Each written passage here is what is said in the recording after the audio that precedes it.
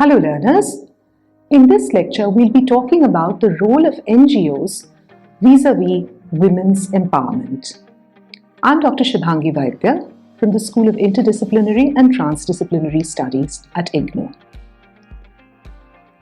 We are all aware, and it is a fact that is universally observed through history and across cultures, that women have faced discrimination and expressed inequality in all aspects of life. This discrimination begins at birth, sometimes even before it, and continues through the life course. We are well aware that in some families, the birth of a girl child is treated as a matter of a disaster.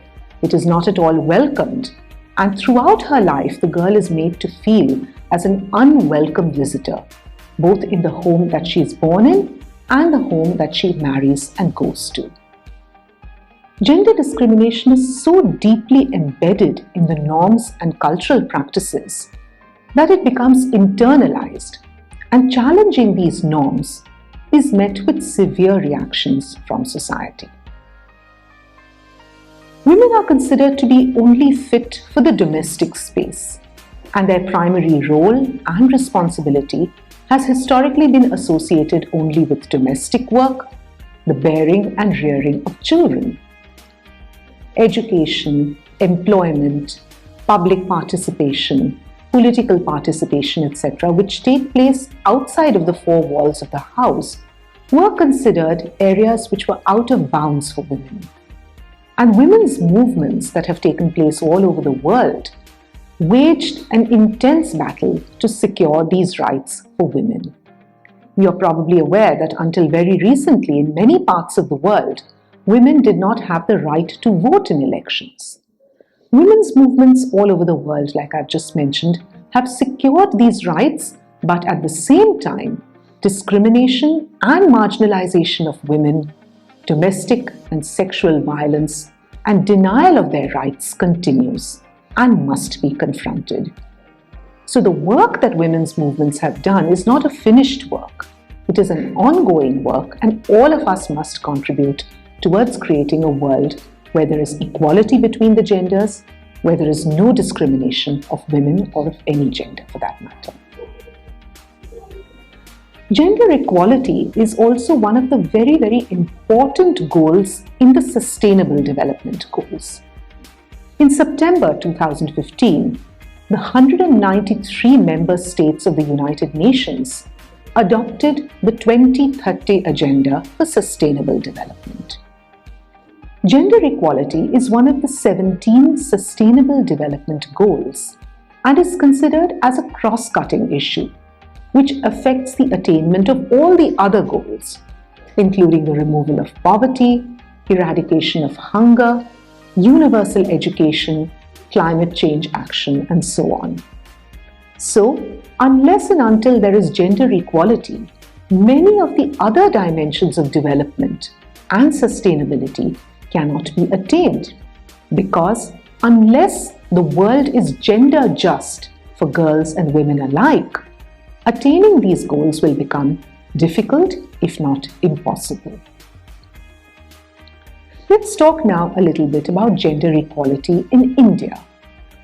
The principle of gender equality is enshrined in the Indian Constitution, in its preamble, in our fundamental rights, fundamental duties, and the directive principles. Furthermore, the Constitution not only grants equality to women, but it also enjoins or empowers the state to adopt measures of positive discrimination in favor of women. In other words, it does not just grant women certain rights, it also enjoins upon the state, it also insists that the governments of the day enact policies and programs which will help to empower women, which will help to create a gender-just society. It's important to bear in mind that India, on the international arena, has ratified various very important conventions and human rights treaties which secure equal rights of women. And the most important among these is the CEDAW, that is the Convention on the Elimination of All Forms of Discrimination Against Women, in 1993. So, both nationally as well as internationally, India is committed towards eradicating gender injustice, towards creating a society that has gender justice and gender equality as a very, very fundamental goal. But we see that there is a wide gap between policy and reality, and that this can gradually be bridged by the combined and concerted efforts of both NGOs as well as the government. Let's talk now about the concept of women's empowerment. The term empowerment has become a widely used one in the development discourse, and I'm sure that you've heard this term used in various contexts. Empowerment refers to giving power, authority, and agency to the recipient. However, to be truly meaningful, empowerment has to be a two-way process. The recipient too must be in a position to exercise her autonomy and agency in order to make use of the power or the rights that have been given to her. In other words, she must be able to use this empowerment in a way that will be of maximum benefit to her. Empowerment is not a gift that is given like charity. It is a right that is conferred upon citizens. Empowerment, to be really meaningful, should be pursued as a process which will free women from the socio-cultural and economic shackles which currently prevent them from finding full expression of their potential. In other words, we see that even if we give women rights on paper, their positions in society, their social structural positions are such that they may not really be able to exercise these rights to the optimum extent. Empowerment of women has been recognized as a central issue in development. So, development cannot be meaningful unless women are empowered, unless women are given their social, political, economic, and educational rights. They will not really be able to contribute to the whole process of development in the maximum and in the most optimum way possible. And this in turn will hinder the process of development as a whole. Education is one of the most important means of empowering women because it gives knowledge, skills, and the self-confidence which are necessary to participate fully in the development process. Let's talk a little bit now about the National Policy for the Empowerment of Women, dated 2001. Even though it is several years since this policy was first launched, it is very, very important to go over some of its key features because these truly indicate the way in which women empowerment can become a reality. The goal of this policy is to bring about the advancement, development, and empowerment of women. Specifically, the objectives of this policy include creating an environment through positive economic and social policies for the full development of women to enable them to realize their full potential. The de jure and de facto enjoyment of all human rights and fundamental freedoms by women on an equal basis with men in all spheres: political, economic, social, cultural, and civil.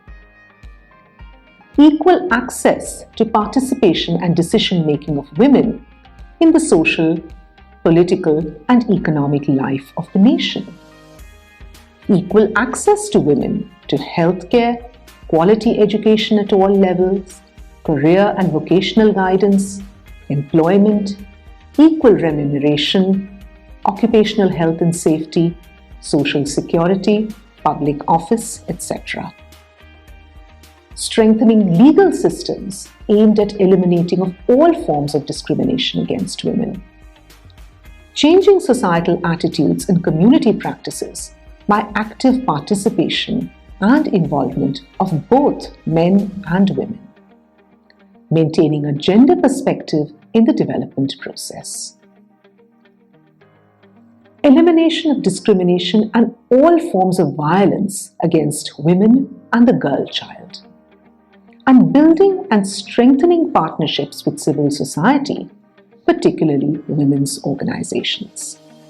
You will have seen from the above aims and objectives of the national policy that it covers the entire gamut of responsibilities, roles, and the areas in which women are involved, right from the domestic space to public participation. And very importantly, it also indicates building of partnerships or building up of collectives, building up of collective organizations in which women participate in order to eliminate discrimination from their lives and to build a better future together. Let's talk about education as a tool or as a means of empowerment. So firstly, we can talk about education in terms of it giving certain life skills that validate the existence of the self, which builds self-esteem and confidence through collective strength and enables decision-making and planning in the future and action for change. So here we can speak of education as something that helps us become change agents. Education also has the dimension of information and knowledge. And this entails, or this refers not only to acquiring knowledge, but also to effective application. It also involves demystification of information and knowledge in the areas of health, environment, law, government schemes and programs, so that women are enabled to take action for themselves. Very frequently, women think that certain areas or certain domains of knowledge or information are too difficult or are things which really they have no access to. And this is where the whole aspect of demystification comes in. That knowledge and information about their lives, about their futures, is something that they have the right to access, and this knowledge must be made available to them rather than keeping it away from them. Education also can be thought of as skills, acquiring the basic skills of reading, writing, numeracy, acquiring the skills to directly address livelihood concerns, breaking gender stereotypes, and entering into those domains that have traditionally been considered as male domains, and acquiring those skills that have been so far male-dominated. So like we've mentioned, women have always been seen in terms of their domestic roles and responsibilities. But women certainly can do all the work that is considered men's work also. And this is where empowerment through education becomes so critical. Importantly, we can also speak of the empowerment of adolescent and young adult women, which is particularly crucial in the context of a developing country like ours. It is the health, nutritional status, literacy, and decision-making abilities of this segment of young women and girls that will help to build up a healthy new generation and a healthy nation. Let's talk now about one of the very, very important programs initiated for the empowerment of women. It derives its inspiration from the National Policy on Education of 1986. To quote, "In order to neutralize the accumulated distortions of the past, there will be a well-conceived edge in favor of women. This will be an act of faith and social engineering. The removal of women's illiteracy and obstacles inhibiting their access to and retention in elementary education will receive overriding priority through provision of special support services, setting time targets, and effective monitoring." Unquote. This is from the 4th chapter of the National Policy on Education, 1986, of the Government of India. As you can see very, very clearly, there is a very marked emphasis on what is termed as social engineering. By that is meant to enable the removal of women's illiteracy as a major impediment or as a major obstacle in women's empowerment. The Mahila Samakhya program was initiated in 1989 to translate the goals of the National Policy on Education into a concrete program for the education and empowerment of women in rural areas, particularly of women from socially and economically marginalized groups. The aims and objectives of this program were to enhance the self-image and the self-confidence of women, to create an environment where women can seek knowledge and information and empower them to play a positive role in their own development and that of society, to establish a decentralized and participative mode of management, to empower the Mahila Sanghas to actively assist and monitor educational activities in the villages, including the primary school, adult and non-formal educational centers, to provide women and adolescent girls with the necessary support structure and to create opportunities for their education, and to set in motion circumstances for larger participation of women and girls in formal and non-formal educational programs. Additionally, the aims and objectives of this particular program was to lay the foundation for women's empowerment at the grassroots level. And this has led to a change in the outlook of rural women towards their own lives and towards their own role in the development process. The Legal Awareness Program has prepared Nari Adalats to become vocal and effective informal courts and has gained both community respect and acceptability. The Mahila Shikshan Kendras, or the MSKs, which were evolved in the course of this program, provide a unique learning opportunity for adolescent girls and young women through skills development programs to them to continue their education and to attain skills for lifelong use. In other words, the entire thrust of this program has been to make women change agents in their own lives. And this is a very, very important example of the way in which women's empowerment can contribute towards making a society which is just, where there is an opportunity available for everyone to excel in their chosen field.